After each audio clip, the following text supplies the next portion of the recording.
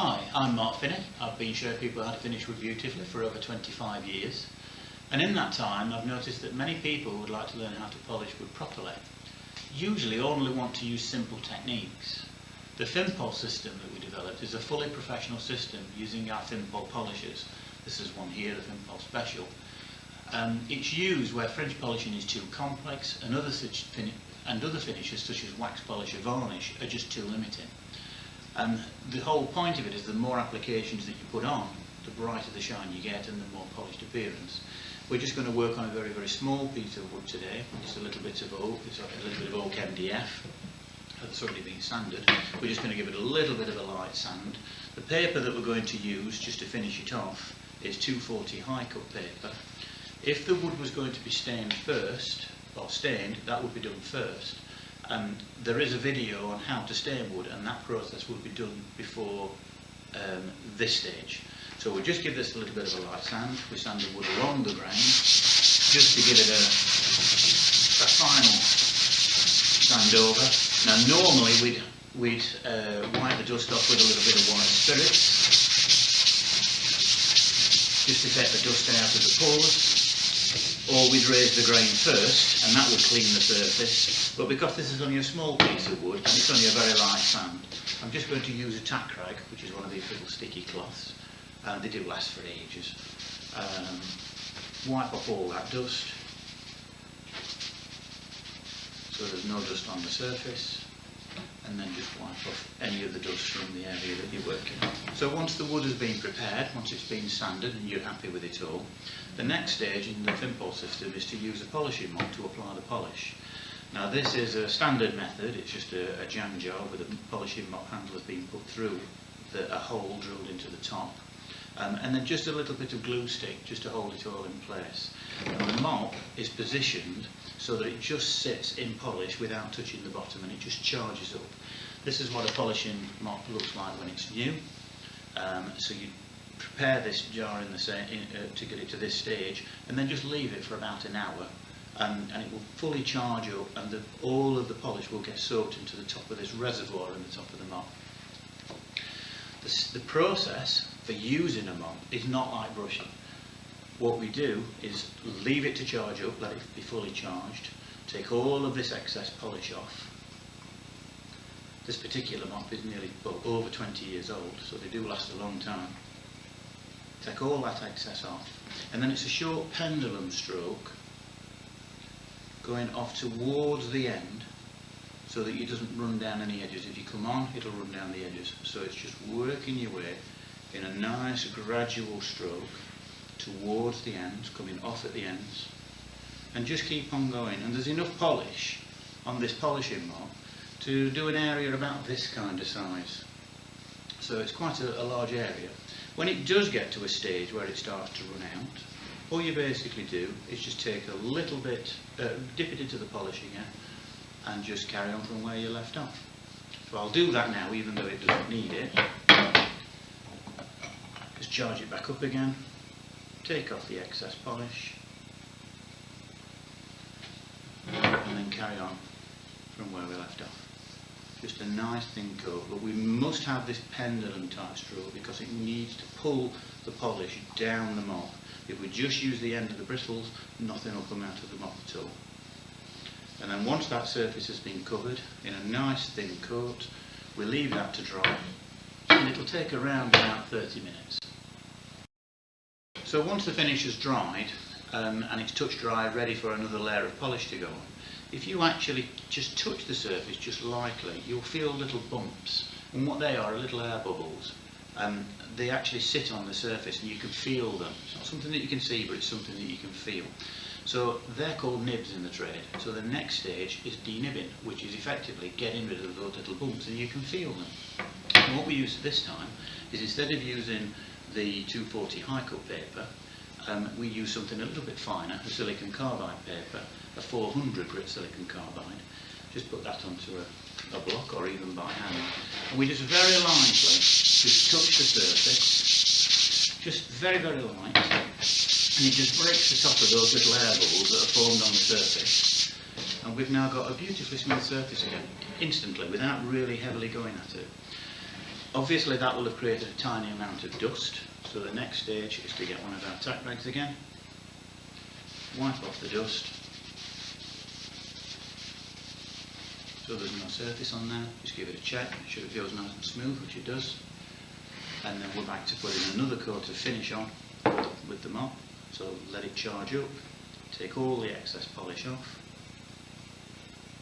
and just repeat what we did before, again making sure that we come off at any ends so that we're not running down the ends. You would carry on polishing in this way. It's just a case of putting a coat of finish on, denibbing it between coats, just keep on going, very simple, wiping off any dust with a tack rag. If this was a tabletop and we've covered the whole surface, then we could go around and do the edges later. So there we are, another nice thin coat of polish, covered evenly.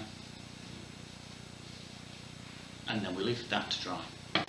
So now we've applied 2 layers, each one building up, and there's a little bit more shine. We're just going to repeat that process. In this particular case, we're just going to put 3 coats on. So I'll just quickly run through it again. We just keep doing it, can go up to about 7 or 8 applications. We use the 400 lubricated silicon carbide paper again, just to lightly denib the surface. Very, very simple. Again, just lightly feel the surface, make sure it's nice and smooth. Wipe off the dust with the tack rag. And then again, using the mop, we just take all the excess polish off and apply a nice thin coat, just as before. We can put up to about 7 or 8 applications. Any more than that and we really need to start looking at using some proper French polishing techniques, but you can get a lovely shine with up to that number of layers. Looks particularly good on cherry wood. Just keep recoating. Don't put more than 3 or 4 applications on in a day, and the more coats you put on, just leave a little bit longer between coats. So make sure that we've got that covered evenly. So there we are. So you can see now each layer is starting to increase the shine level, and you can get it to quite a nice shine. We're going to leave this to stand, let it dry, and then at the very last stage is to actually wax it up with a microcrystalline wax, and I'll show you how to do that in a minute. So now we've put 3 coats of the FINPOL special polish on, and the reason why we're using this particular polish is because it'll give more protection than a conventional French polish, and it is quite easy and forgiving polish to use. It's very, very simple, it's suitable for tabletops, etc. Just a case of putting on a coat of polish, denibbing it between coats with the 400 Lubrisil, putting another coat on, and we just keep on going until we've built up enough layers for what we're trying to do. The next stage, or the final stage, when you've decided on the number of coats you're going to apply, we're going to stop here at 3, is to use this wax, which is a microcrystalline wax. It's a light petroleum wax, and it's designed for going onto sealed woods. So we're just going to put that on. I'll just get a little bit of 4-notch wire wool to put it on with. It's quite a light coloured wax. This is the very, very fine steel wool that we'll be using. It's called 4-notch grade. All other wire wools, by the way, cut with scissors because you can hurt yourself, but this one tears quite easily. Make it into a pad, a small pad, a bigger pad than this generally if you're working on a piece of furniture. Dip the wire wool into the wax so that it's completely charged up, and then just put the wax on along the grain, pushing on quite hard, and that will denib that last layer, just like if you were using as if you were using the Lubrisil, but this time we're actually using the wire wool. The wire wool is lubricating. The wire wool is lubricated with the wax, so it stops it from breaking up and getting caught in the grey. Put plenty of wax on. Obviously we do the surface and then any edges if it's needed, always working along the grain. We leave that then for about 3 or 4 or 5 minutes and then give it a good buff. So now we've actually put the microcrystalline wax on with the 4-notch wire wool.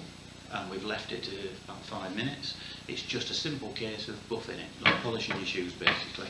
So we just give it a real good buff, and we should just get a nice natural sheen coming out of this particular piece because we only put 3 layers of finish on. If we put more on, it would come out shinier. Up to about a full satin finish, you should just be able to start getting a nice bit of reflection just coming off that. And it feels absolutely silky smooth, there's no texture to it at all, it feels really lovely.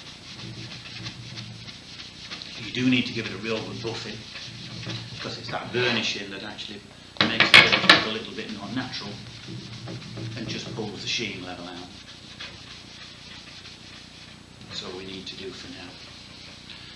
And there we have it. A nice, beautifully polished piece of wood, very, very simple, very, very easy.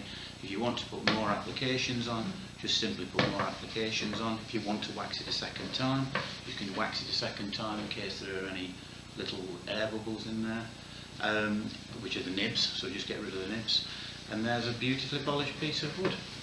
To find out more information on the courses and private tuition that we run, or if you want to find out more about the products used, just ring me on 01246 261 664 or email info@finneyswoodfinishes.co.uk. All the products used are available on our website.